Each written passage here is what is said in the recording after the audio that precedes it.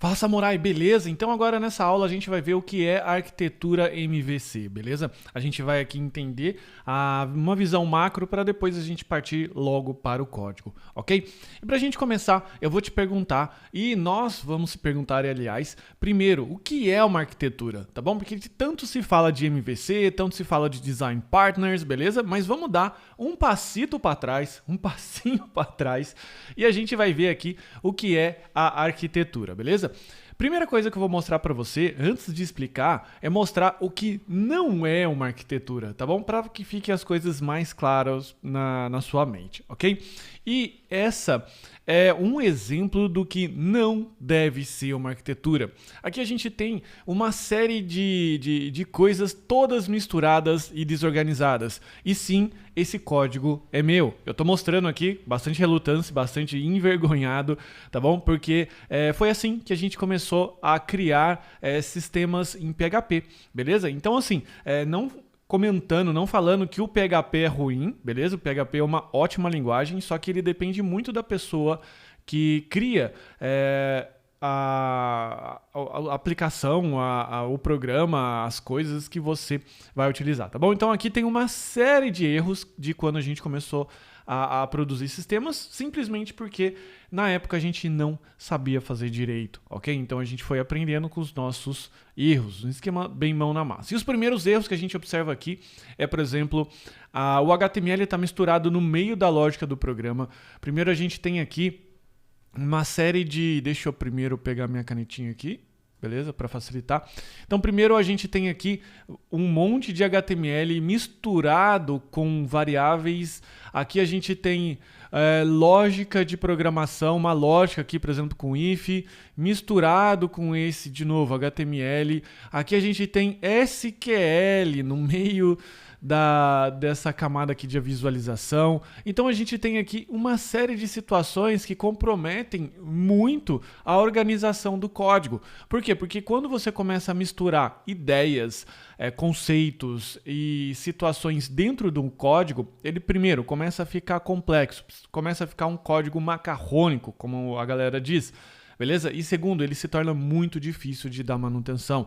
Vou dar um exemplo. Se uma hora, por exemplo, esse campo aqui deixar de se chamar título ou eu precisar acrescentar mais um end dentro desse banco de dados, eu vou ter que vir em todos os arquivos que, por exemplo, utilizam essa tabela, tá bom? Então é um jeito nada saudável, nada legal de se desenvolver, beleza? Então, conselho, se você quiser manter sua sanidade, nunca faça isso aqui que a gente está mostrando na tela, beleza? A não ser que seja uma coisa pequena, a não ser que seja uma coisa muito localizada, enfim, uma coisa só para você brincar, testar conceitos. Se for algo sério, se for algo que você precisa, inclusive, vender ou viver disso daqui, ok? Não aconselho, beleza? Então, a arquitetura de software é sobre organização, de como as coisas são organizadas. Simples assim, nenhum ponto a mais, nenhum ponto a menos, tá bom? Então, quando você escutar por aí na internet sobre arquitetura de software, sobre organização, design partners, é basicamente isso, tá bom? E para facilitar, a galera que já errou muito, assim como eu errei, eles possuem diversas receitas prontas que facilitam a resolução de problemas. E aqui eu vou circular problemas específicos, tá bom? Então, a gente também tem uma outra face dos design partners da arquitetura de software, são pessoas que não conhecem o problema que elas vão resolver e logo já começam a aplicar um design partner só porque escutou o coleguinha falar ou só porque leu na internet que é bonitinho ou quer impressionar alguém, ok? Ou então porque quer fazer laboratório, né? Quer fazer brincadeiras, quer testar. Tudo bem, nessa última questão você quer testar, beleza? Teste, eu acho que você deve brincar mesmo, ok? Mas quando você estiver dentro de um projeto sério, evite ficar aplicando design partners sem necessidade. Ou melhor, sem conhecer os problemas específicos, tá bom? E para ajudar, eu trouxe aqui para você a capa da Bíblia dos Design Partners. Esse livro foi escrito em 1994 e ainda está bastante atual, tá bom? Então ele mostra bem essa face aí do problema versus solução. beleza? Então, recomendo muito você, no futuro, quando você estiver um pouco mais avançado, ler livros como este, beleza? Existem, inclusive, livros tão bons atualmente e também mais atuais, aí que tratam desse mesmo assunto, tá bom? Então, fica com essa referência aqui na mente para você depois, no futuro, estudar. Porque, por hora, a gente vai olhar mais de perto agora o que é a arquitetura MVC. E como você sabe que a arquitetura significa organização, então a gente vai substituir aquela palavra ali, arquitetura, por organização MVC ou Model View Controller, beleza? Essa é uma das arquiteturas e uma das organizações mais utilizadas aí no mundo do desenvolvimento, beleza? Porque ele permite você separar em camadas ou separar especialistas para fazer alguma coisa. Porque como eu mostrei no exemplo anterior, quando você faz tudo misturado, vira uma bagunça, tá bom?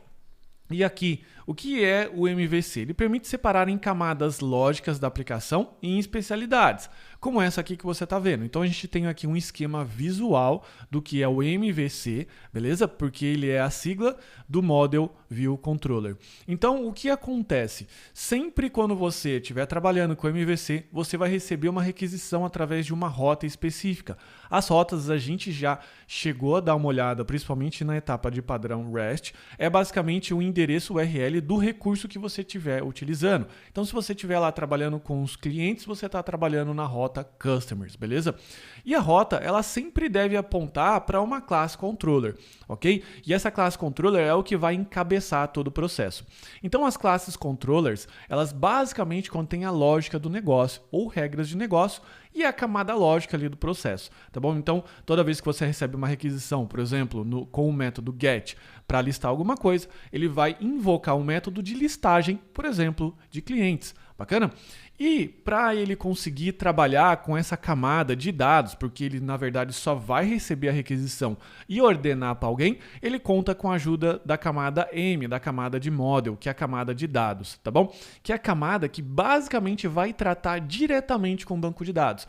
Veja que essas duas camadas aqui, utilizando a canetinha, elas se conversam, elas se relacionam, tá bom? Mas não significa que o model, que é o modelo, sabe exatamente qual é a rota que ele está recebendo. Ele simplesmente recebe uma ordem assim: vai lá no banco de dados e me pegue todos os clientes em uma determinada condição, ok?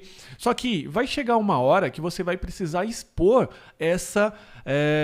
esse dado para alguém, não é verdade? Para alguém que fez a requisição aqui nessa rota. Então, por isso, no momento que o controller recebe as informações aqui do model, recebe os dados, ele precisa renderizar. O que é renderizar? É executar um método que, dado os dados que eu recebi do model, ele retorna para a gente uma camada visual, que normalmente vai ser um HTML ou vai ser um JSON, tá bom? E essa camada visual, normalmente, ele roda um template engine. O que é isso? Um motor de engine, ok? Um motor de modelos ou motor de templates.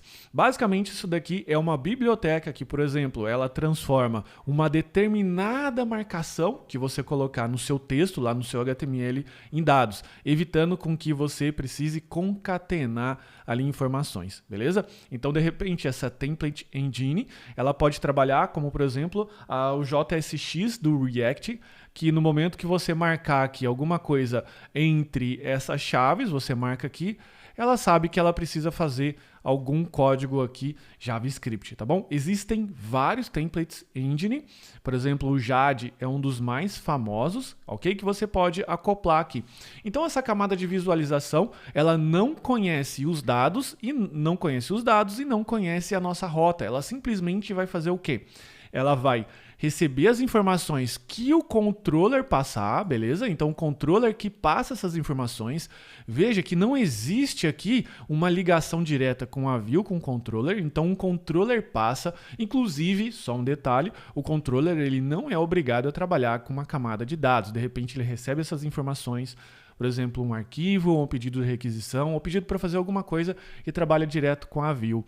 No momento que a gente está do curso, agora, você percebeu lá atrás, quando você fez a nossa camada primária, ou primata, ou primitiva, achei melhor a palavra, com arrays, o nosso modelo de models eram os arrays. Então, não necessariamente você precisa levar essa arquitetura a ferro e fogo, é uma sugestão.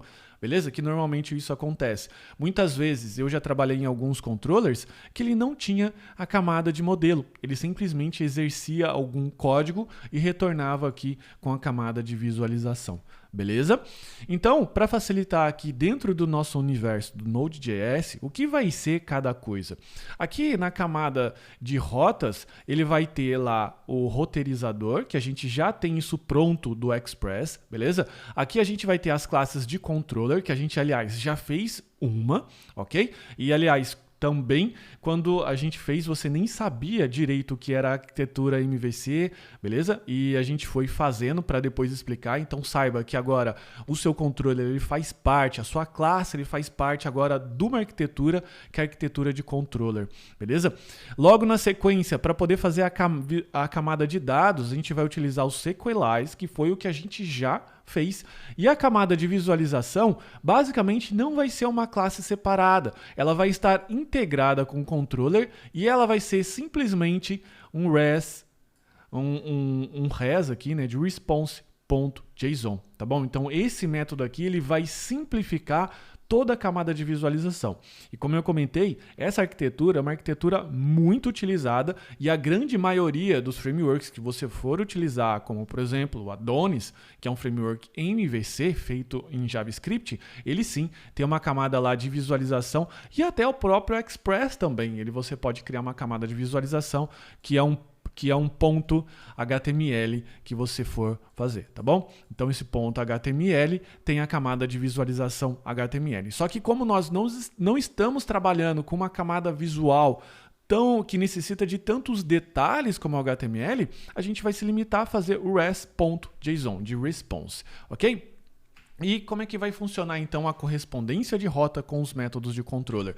Por quê? Porque uma vez que o controller recebeu a rota num determinado recurso, que pode ser get ou pode ser post, a minha letra é horrível, eu sei, tá? Pode ser get ou pode ser post, ele precisa tratar essas coisas de uma forma diferente, porque get dentro do padrão REST significa solicitar, pegar alguma coisa, e o post significa gravar. Então você está vendo que você tem duas intenções diferentes para uma mesma classe tratar. Como que você faz isso? Você faz isso através dos métodos do controller, tá bom? Então os métodos padrões que vão ter em qualquer controller, e de novo, não precisa ter todos, tá bom? Pode ser que de repente um controller que você faça só tenha o create ou só tenha o index, mas um controller RESTful lá que a gente for trabalhar completo, ele vai ter o método index, que é o método que lista todos os registros, beleza? E quando eu falo todos, pode ser inclusive sobre uma determinada condição. De repente você pode fazer aqui, por exemplo, um where aqui dentro via parâmetro que você receber. Então, de repente você recebe uma listagem. Liste todos os funcionários do departamento X. Listagem todos do departamento. Então, esse departamento você vai receber via request.query. Ou seja, você vai receber qual é o departamento que você for trabalhar via o request que o Express for fornecer para você, ok? Depois, na sequência, você vai ter o show, que é para você mostrar um recurso específico através de um ID ou qualquer outro fator de identificação, a criação, a atualização e a exclusão, ok? E isso aqui a gente tem uma correspondência, então, de rotas, que normalmente, seguindo o padrão REST, vai ser dessa forma. O get/customers para listar todos e a condição, ela pode vir aqui, beleza? Você pode colocar aqui um parâmetro que você for colocar aqui, por exemplo, com o nome do registro igual ao dado, ok? Aqui o show, a gente também tem o /customer, só que a gente tem o /parâmetro, que é o /id. Você tem create, que é já direto com o post, o put para fazer a atualização, mas para atualizar você precisa saber quem você quer atualizar, e a exclusão de mesma coisa, tá bom? E aqui você tem aqui a legenda que o que está em verde são os métodos HTTP, o que está em roxo são as rotas ou o nome do recurso e o que está em azul são os parâmetros, ok? E lá no Express ou na nossa aplicação, a gente vai ter, com certeza, um arquivo de rotas, porque esse arquivo de rotas, ele pertence toda a estrutura do Express, porque uma hora que você receber uma requisição, um chamado, uma conexão HTTP, o Express ele vai precisar saber como lida com isso, tá bom? Então, nesse momento aqui que você criar as suas rotas, que vai ser o gerenciador de recursos, o gestor de recursos REST, você vai colocar aqui, por exemplo, qual é o método que você for trabalhar, qual é a rota e qual é o método controller que corresponde àquela rota, tá bom? Porque aqui você vai conseguir ligar todo o mundo de conexão que está chegando dentro da sua aplicação com o modelo MVC, tá bom? Então o roteador ele serve para isso. E aqui o router ele tem aqui essa sugestão, as rotas ele tem já essas sugestões aqui que seguem basicamente o que a gente já viu no slide passado, mas eu coloquei isso daqui como detalhe, tá bom? Então essa é o modelo, claro, com uma visão bem macro aqui do que é o MVC. Você pode entrar na maior quantidade de detalhes que você possa imaginar, porque o MVC em si ele é uma arquitetura bastante utilizada e também bastante completa, tá bom? Então, se você for procurar por várias definições na internet, você vai achar, inclusive, definições um pouquinho diferentes do que eu estou explicando aqui, tá bom? Então, eu recomendo você fazer esse tipo de pesquisa, se você quiser, quando você estiver um pouco mais avançado. Por hora, a gente vai utilizar essas definições e esse modelo de organização para a gente continuar agora fazendo os nossos códigos, aplicando os nossos controllers e ligando o universo internet, que é o universo de conexão, de requisição, a nossa aplicação, tá bom? Então é isso, muito obrigado. Esse aqui é o modelo conceitual do que é o MVC e agora eu aguardo você na parte de código. Um forte abraço. Tchau, tchau.